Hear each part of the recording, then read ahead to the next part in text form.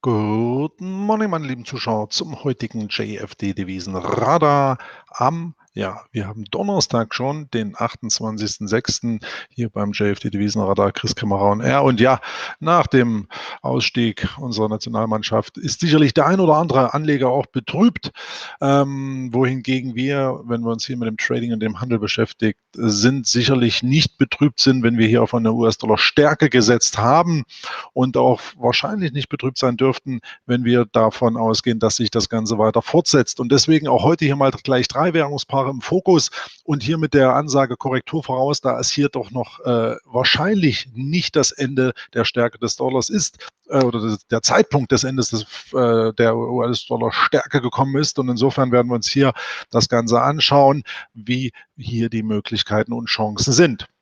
Was ihr euch anschauen solltet, wie immer an dieser Stelle, na klar, mit wem ihr handelt, wer führt euch fair aus, wer gibt euch den Marktzugang, ohne gegen euch zu handeln, volle Transparenz, Geschäfte, volle Transparenz und natürlich genau das, dass wir hier immer wieder auch das Interesse haben, dass ihr als Trader erfolgreich seid und uns das eben niemals gegen euch stellen, wir hier niemals irgendwas ins Buch nehmen und hier für absolute Transparenz im Trading stehen und das auch mit dem einzigartigen Post-Trade-Report. Einfach mal bei uns auf der Seite vorbeischauen, was es damit auf sich hat. Da wird einem dann manchmal ganz anders, wenn man sieht, wie der ein oder andere Broker das Geschäft handhabt.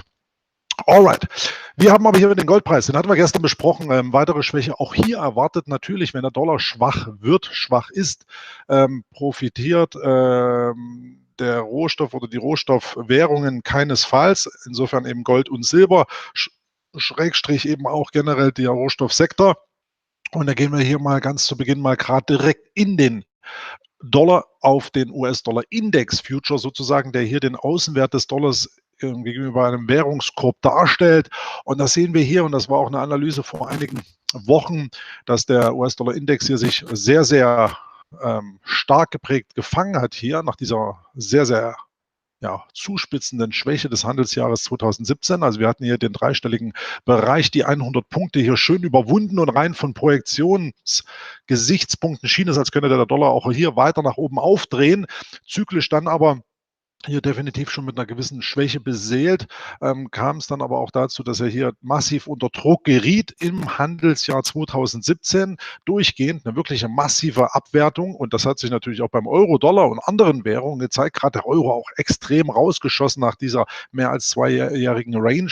Schlussendlich ist aber jetzt eben festzustellen, und das bleibt ganz klar der Tenor, dass hier mit diesem Bodenbildungsprozess, den wir hier mit Beginn des laufenden Handelsjahres gesehen haben und dieser doch schon sehr starken Aufwertung dann hier zum Frühjahr gesehen haben, hier tut sich was am Währungsmarkt, hier passiert was. Und natürlich auch das, dass hier die US-Notenbank weitere Zinsanhebungen in Aussicht gestellt hat, hier auch natürlich an der Zinsschraube massiv gedreht hat bislang. Das heißt, die Zinsdifferenz ist größer, das Kapital zieht sich zurück in den Dollarraum. Es gibt hier alternativen Zinsen eben hier in den USA tatsächlich wieder im globalen Vergleich. Und das ist tatsächlich etwas, was hier auch aufgrund der Stärke der US-Wirtschaft natürlich hier das ein oder andere sozusagen noch interessant erscheinen lässt. Jetzt mal vom Handelsstreit, von den ganzen, sage ich mal, finanz- und geopolitischen Entscheidungen in Sachen Strafzöllen und dergleichen mal ganz abgesehen, ist die US-Wirtschaft wirklich stark unterwegs und ja, mit den anziehenden Zinsen ist das auch hier das, warum der Dollar hier massiv zugewinnt. Jetzt ist aber der Punkt, wir haben hier beim Dollar-Index, der hier wie gesagt den Außenwert gegenüber einem Währungskorb von 6 Währungen darstellt, hier das Widerstandslevel, ich will mal sagen, um 95 Punkte erreicht. Und dieses Niveau stellt hier zeitgleich ein neues Mehrmonatshoch dar, wenn wir hier rausziehen. Und dann haben wir erstmal luftleeren Raum hier auf der Oberseite. Dann kann man hier diese Horizontallinie gerne nochmal rüberziehen, hier um 97 Punkte. Aber de facto wäre auch dann wieder der dreistellige Preisbereich interessant. Und das spricht per se für eine Fortsetzung der Dollarstärke, sofern eben hier der Ausbruch gelingt. Und ganz ehrlich, das ist wie gesagt der Tageschart vom Dollarindex. Wenn der jetzt diese Woche hier rausgeht, oberhalb von 95 Punkten, dann kann es durchaus sein, dass wir hier den Startschuss haben für die nächste Dollar-Rallye. Und gerade an Währungsmärkten ist es nicht selten, dass hier, wenn eine Bewegung Fahrt aufgenommen hat, schaut es auch auf die Yen-Pairs und eben auch hier auf die Schwächephase des Jahres 2017 beim Dollar, dann kann das auch richtig dynamisch werden. Und da muss man ganz klar sagen, wenn der Dollarindex hier weiter nach oben rauszieht, dann haben wir hier nochmals ein prozyklisches Kaufsignal vorliegen im Rahmen dieser Erholung. Schlecht wäre es, wenn wir jetzt hier wieder unter das Niveau von 93,75 abtauchen und hier signifikant eine Schwäche darstellen. Das muss man sagen, dann hat der Dollarindex sicherlich hier seinen Auftrieb verloren und der Markt könnte dann doch hier, und das war ja auch unlängst schon meine Annahme, dass der Dollar hier eben nicht so stark durchstartet, auch vor dem Hintergrund, dass die EZB ja ihr Anleihekaufprogramm zurückfährt und auch hier steigende Zinsen in Aussicht stellt. Doch das wird noch ewig dauern. Und auch wenn an den Märkten die Zukunft gehandelt wird, Europa steht eben durchaus nicht so gut da, auch wirtschaftlich gesehen. Hier ganz klar ja, eher, wie kann man sagen, mit angezogener Handbremse unterwegs. Und das ist genau das Problem. Alright, jetzt gehen wir aber mal in die Währungen direkt rein. Und zwar jetzt mal hier auf den Euro, der sich hier einreiht heute auf dem Niveau von 1,1553 Grad rangiert. Den hatten wir unlängst ja auch schon gecovert. Erst oberhalb, das ist ganz klar die Ansage, von 1,18 wäre überhaupt ein Stück weit ein bullisches Setup gegeben. Wir haben hier unlängst schon auch erwartet, gerade wenn es hier neue Tiefs, neue Wochentiefs gibt, dann haben wir hier die Annahme, dass es sicherlich relativ schnell in Richtung 1,1450 gehen dürfte. Und wenn dieses Level nach unten aufgebrochen wird, meine lieben Leute, das sieht dann wahrlich gar nicht gut aus, dann sind wir sehr, sehr schnell bei 1,1250 etwa. Und dann, da gehe ich jetzt auch gerne nochmal hier in den großen Wochenchart, Schrägstrich vielmehr, was sage ich, Monatschart. Dann haben wir hier die Situation meiner Annahme, dass der Euro sich hier doch in Kürze stabilisieren sollte.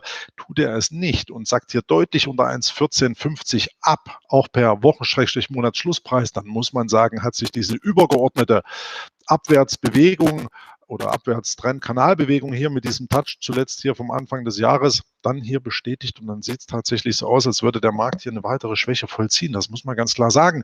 Dann hat sich hier der übergeordnete Abwärtstrend ja bestätigt buchstäblich und dann setzt sich das Ganze hier weiter fort und dann sehe ich den Euro dann doch wieder hier abtauchen in Richtung Parität. Bleibt definitiv jetzt nicht mein favorisiertes Szenario. Wir sehen eine starke Korrektur derweil, die sich auch weiter fortsetzen könnte, gerade eben nach dieser massiven Aufwertung des Handelsjahres 2017.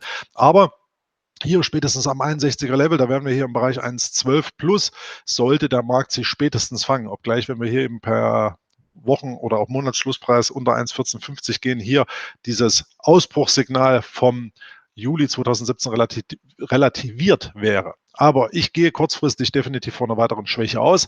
Das heißt, 1,1450 könnten sehr wahrscheinlich auftreten, insbesondere wenn wir hier, und das ist jetzt auch diese Supportline, wenn wir hier unter das Level von 1,1535 fallen, da stehen wir nun unmittelbar davor, sehen wir hier eine weitere Schwäche, dann kommt die 1,1450 mit hoher Wahrscheinlichkeit und dann kann es, wie gesagt, auch schnell in Richtung 1,12, 1,1150 abtropfen. Das kann, wie gesagt, sehr, sehr schnell gehen, wenn der Dollarindex hier eben massiv nach oben rauszieht. Australdollar, US-Dollar, das zweite Währungspaar heute im Fokus. Auch hier haben wir eine Short-Tendenz schon präferiert, hatten wir auch im Radar schon dargestellt. Ihr seht es hier im Wochenchart-Intervall, die Zielzone hier relativ deutlich zu sehen, 0,72, 0,7150. Daran halte ich fest. Das bleibt auch mein Short-Szenario. Schade, dass ich hier nicht reingekommen bin in den Short. Ich hatte drüber nachgedacht, aber ich hatte auch schon dargestellt, dass hier im Rahmen eines bullischen Seasonal Patterns hier eine mögliche Short-Chance im Rahmen von gestaffelten Ordern existiert, sofern diese kommt. Ich zeige euch auch noch mal kurz das Pattern hier vom Australdollar gegenüber dem US-Dollar. Der zeigte sich hier während der letzten 12 Jahre bullisch von Ende Juni bis Ende Juli.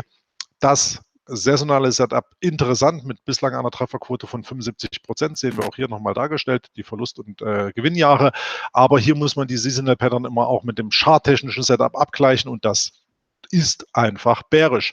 Deswegen neues Mehrwochentief, der Markt tropft nach unten und hier auch die Wahrscheinlichkeit hoch, dass das Level von 0,72 angesteuert wird. Das zum Neuseeland, Aussie. Australdollar, US-Dollar. Jetzt zum Neuseeland-Dollar, US-Dollar, dem Kiwi. Hier bin ich in eine Short-Position schon reingekommen. Der hat auch hier sich sogar schon schöner entwickelt.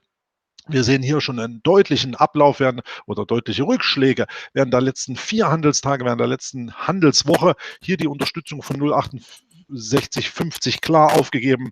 Und wie gesagt, hier bin ich auch schon short investiert.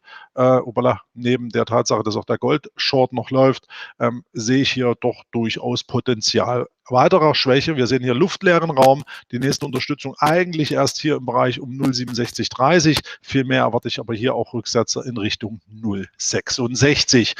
Also hier ganz klar die bärische Keule ausgepackt. Es sieht nicht gut aus für die Währungen, die hier in Dollar gehandelt werden. Eine weitere Dollarstärke ist zu erwarten, obgleich ich das nicht Anfang des Jahres so erwartet habe.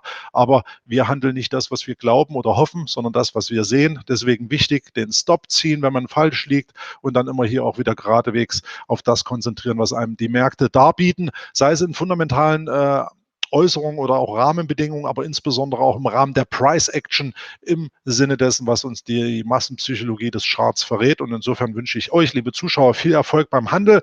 Hoffe, dass ihr auf der richtigen Seite steht. Wenn nicht, wie gesagt, Stopp ziehen, neu orientieren, Staub abklopfen, weiter geht's. Ich wünsche euch einen erfolgreichen Handelstag und wenn ihr mögt, dann hören wir uns auf jeden Fall morgen wieder. In diesem Sinne, Horrido, auf bald, fette Beute, euer Chris Kämmerer und tschüss.